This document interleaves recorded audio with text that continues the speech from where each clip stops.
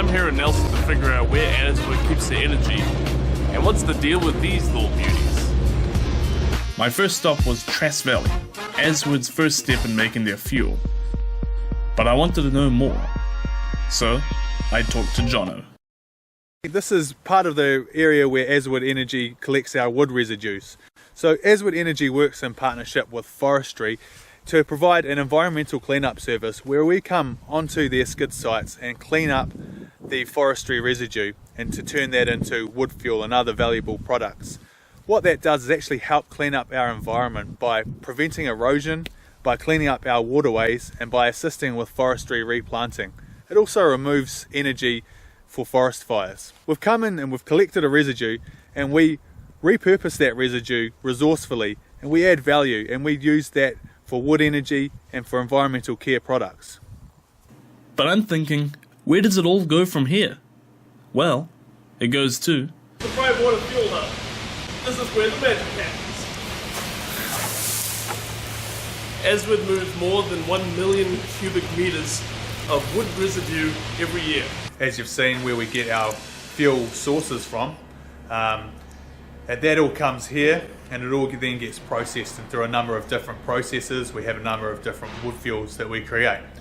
Behind me here you'll see our most energy dense form of wood fuel, which is the wood pellet. So the wood pellet's made out of pure untreated virgin timber. The wood pellet is very high in energy content, it's very low in moisture. So it's the most transportable type of wood energy in terms of its density. We also produce many other forms of wood energy here at our Brightwater yard: wood pellet fuel, wood energy chip, and biomass hog fuel. They also have a bounce bark for playgrounds. But there is a third and final step that Azwood does, and it's in Eaves Valley. We're at Eaves Valley, where Azwood creates other wood products that gives back to the earth to create such things as this apple. So at Azwood Energy, we believe in being resourceful and making the most of what we've been given.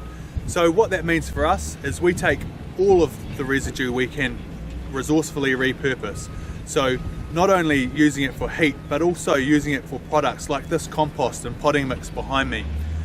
What that does is actually takes the residue and gives back to the land that grows our fruit, that grows our wine, that grows our milk, and the pastures behind me.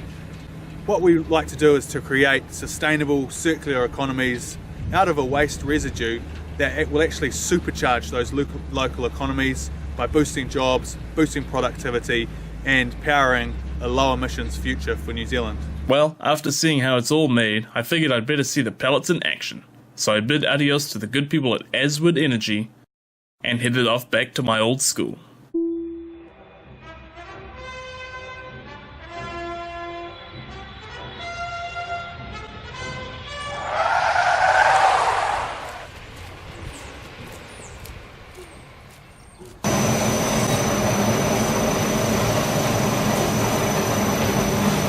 This is the boiler room for Christchurch Rudolf Steiner School. Currently, they're heating the primary and high school off Azwood's pellet fuel. I talked to Tim, the caretaker, to see how it all works. Yeah, what we do here is, this is the boiler room we're in, and we've got a boiler here which heats water, and it's fed by pellets which come from a hopper behind the boiler. They feed underneath through a pipe by a big screw. The screw pushes the pellets along and pushes them up into the fire where they're burnt, and they heat the water which is then pumped around these pipes. If before this I had coal, and I have used a coal boiler before, a long time ago, and they're dirty and they're dusty, and pellets have got dust, but it's not the same as coal dust. It's not kind of really nasty. And the pellets kind of flow quite easily through here, and I've never had a problem with the flow. So I've come to the conclusion. Why should I add to the problem when it's already been solved? Azwood's products have managed to create a low emission fuel out of waste. I mean, why dig fossil fuels out of the ground when it literally grows on trees? I guess I'll never know.